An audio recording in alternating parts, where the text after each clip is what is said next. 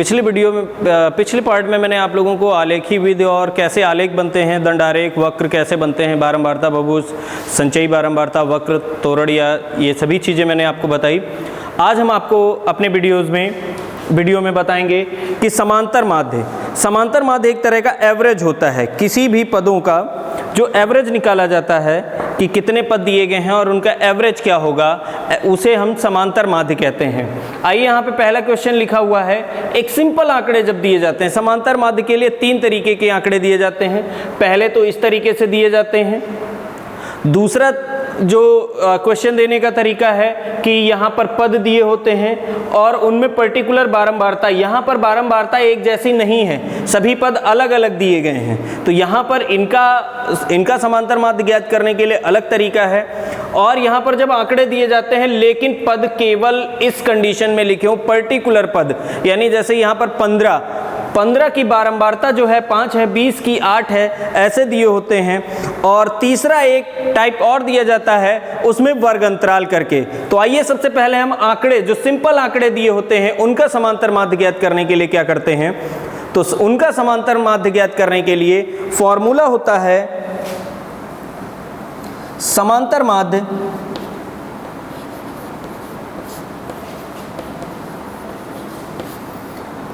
बराबर पदों का योग बटे पदों की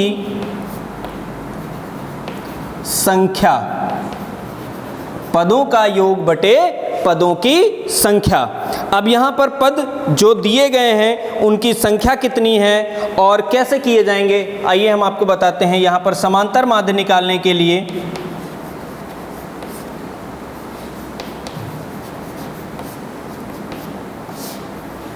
पदों का योग मतलब 57 प्लस 23 53 दिया गया है, 31 plus 91 plus 0 plus 26 plus 83 plus 41 plus 57 और प्लस 115 प्लस 226 बटे में पदों की संख्या है 1 2 3 4 5 6 7 8 9 10 11 पद दिए गए हैं। अब इसका जो मीन होगा समांतर माध्य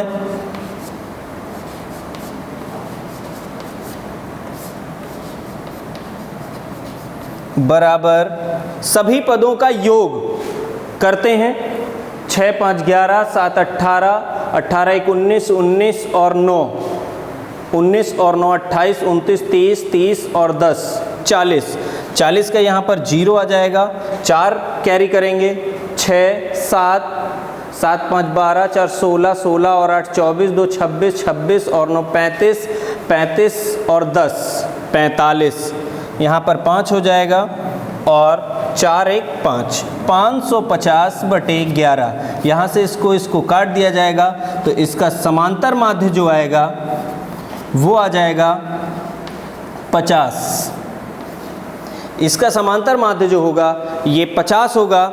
इस तरीके से भी कर सकते हैं। ये जो सिंपल आंकड़े दिए होते हैं, अगर आपसे ये कहा जाता है, कभी कभी सिंपल आंकड़े दिए जाते हैं और उसके बाद में कहा जाता है कि इसकी पहले सारणी बनाइए, तो सारणी इस टाइप से होगी। उसमें जितने भी पद दिए होंगे उनको लिखेंगे, एक ही क्रम में लिख लेंगे, आरोही क्रम में, बढ़ते हुए क्रम में लिखेंगे। और उसके बाद कोई पद जितनी बार आएगा, जैसे इसमें 57 2 टाइम था तो 2 टाइम इसको लिखते, लेकिन और सभी एक एक सिंगल टाइम थे, तो इनकी सारणी अगर बनानी होती तो इसके आगे हम उसकी बारंबारता M 1 लिखते और उसके बाद इनको सारणी की तरीके से करते। तो आइए अब हम आपको सारणी से बताते हैं कि कैसे करते हैं।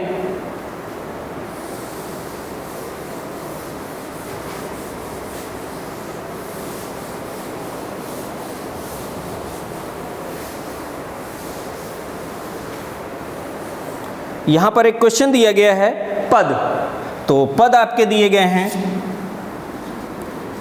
पद को हम x बोलते हैं। उसके बाद दिया गया है बारंबारता, फ्रीक्वेंसी,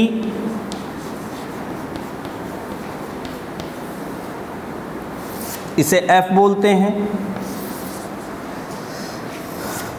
उसके बाद में ये 15, 20, 22, 24, 25, 30, 33, 38 और ये 45, ये आपके पद दिए गए हैं। 5, 8, 11, 20, 23, 18, 13, 3 और 1 ये दिया गया है। अब यहाँ पर जब ऐसे सिंपल पद में ही दिए हों और वो वर्ग अंतराल टाइप में नहीं होते हैं तो वहाँ पर हम आपको सीधे पद और पदों की संख्या जो दी गई है, कोई पर्टिकुलर जो पद दिया गया है और पदों की संख्या, बारंबारता का मतलब होता है जैसे 15 इस पद में कितनी बार आया है? 5 बार। तो पर्टिकुलर यहाँ पर कोई पद और उसकी संख्या का गुणनफल, या फिर हम ये कह सकते हैं उस संख्या को उतनी ही बार जोड़ा जाए तो उसका योग कितना आता है। तो यहाँ पर अगर 15 5 बार है तो उसका योग करने के लिए अगर हम योग करेंगे तो बहुत बड़ी संख्या में लिखा जाएगा, यानी 15 को 5 बार लिखें, 20 को 8 बार लिखें, 22 को, तो बहुत बड़ी संख्या बन जाएगी जिसका योग करने में हमें कठिनाई होगी। इसलिए उसकी हम बारंबारता यानी वो कितनी बार आया है उसको हम लिख लेते हैं और उसका योग निकाल लेते हैं। अगर 15 5 बार आया है तो अगर हम 15 को 5 बार लिख के जोड़ेंगे या हम सीधे 15 और 5 का गुणा करते हैं तो ये 75 यानी एफ और एक्स फ्रीक्वेंसी और पद जो टर्म्स दिए गए हैं उनका हम गुणनफल निकालते हैं। 20 से 8 का निकालते हैं, 8 दूनी 16, 11 से 22 का करते हैं तो 11 दूना 22, 22 और 2 24, 242, 20 से 24 का करते हैं तो 480 आ जाएगा। 23 का 25 से करते हैं तो 25 3 75, 7 कैरी होगा और ये 57 हो जाएगा। 18 3 54, 540 हो जाएगा। 13 3 39, 3 और 39 3 42, 429 आएगा। 38 से 3 को करेंगे तो 134 आएगा। 3 मठे 24, 3 तरह के 9 2 11, 114 आएगा और ये 45 ही आएगा। अब यहाँ पर हम इसका योग करते हैं, यानी पदों की संख्या का मतलब होता है उनकी बारंबारता का योग, यानी समेशन एफ। फ्रीक्वेंसी का योग करते हैं तो 5 8 13, 13 और 8 5 13, 1 14, 14 और 3, 14 और 3, 17, 17 8 25, 25, 25 और 3, 28 3 31, 31 1 32 के 2, कैरी आपका हो जाएगा 3, 4 5 6 7 8 9 10, ये आ जाएगा 102 आ जाएगा। अब इनका योग करते हैं। 5 2 7, 7 5 12, 12 12 9 21, 21 और ये 9, 21 और 9 30, कैरी 3 हो जाएगा। 10 20 35 35 और 41 46, कैरी 4 5 6 7 11 11 21 20 26। एक बार और जोड़ लेते हैं। 5 2 7 5 12, 12 9 21, 21 और 9 30, कैरी 3 7 3 10, 10 20, 20 35, 35 41, 41 46 के 6, हासिल 4 हो जाएगा। 5 6 7, 7 और 4 11, 11 10 21, 21 और 5 2660 आएगा। अब यहाँ पर जो समांतर माध्य का फॉर्मूला होता है, समांतर माध्य, तो समांतर माध्य का जो फॉर्मूला होगा ये होता है sigma F x upon summation F. ये जो यानी यहाँ पर जो पर्टिकुलर पदों का योग था वो यहाँ पर निकला और सभी पदों का योग, मतलब इसका हम योग निकाल लेते हैं। और पद टोटल कितने थे? 15 5 बार था, 20 8 बार था, तो टोटल पदों का जो पदों की संख्या होगी वो यहाँ पर 102 है। अब यहाँ पर एक तरह से हम ये भी कह सकते हैं ये कुल पदों का योग है और ये कुल पदों की संख्या दी गई है। अब यहाँ पर जब इसको हम सॉल्व करते हैं तो कुल पदों का योग यानी समेशन एफ एक्स जो दिया गया और समेशन एफ दिया गया है, पदों का योग 2660 बटे 102, ये आपका समांतर माध्य है।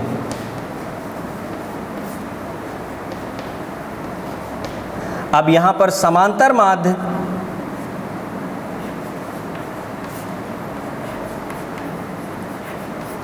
जब हम इसको इससे काटेंगे तो इसको भाग करते हैं, जब भाग दिया जाएगा तो पता चलेगा कितनी बार गया है।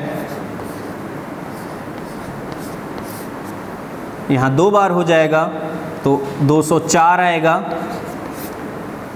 2 6 0।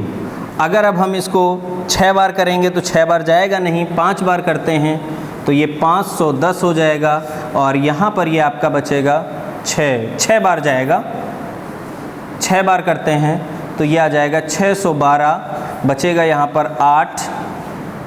अब यहाँ 0 बढ़ाते हैं अगर संख्या में तो यहाँ दशमलव लगा देंगे, लेकिन अभी भी 102 से छोटा है तो यहाँ पर इसको 0 बढ़ा देते हैं, तो यहाँ भी 0 बढ़ा देंगे या 0 टाइम कर लेते हैं। ऐसा कुछ जब ऐसी कंडीशन आती है छोटी संख्या तो 0 बार करते हैं तो 0 आता है और यहाँ 80 शेष बचेगा, फिर 0 बढ़ाते हैं। अब यहाँ पर 800 है तो लगभग अगर हम इसको लिखें तो 800 आएगा, यानी 800 ये 16 आएगा, करीब करीब लगभग में आ रहा है। तो इसका दशमलव के 2 अंक तक अगर निकालते हैं तो 26.08 ये इसका समांतर माध्य होगा। इसी तरह से अगले वीडियो में हम आपको बताएंगे कि वर्ग अंतराल के क्वेश्चन दिए होते हैं उनको कैसे सॉल्व किया जाता है।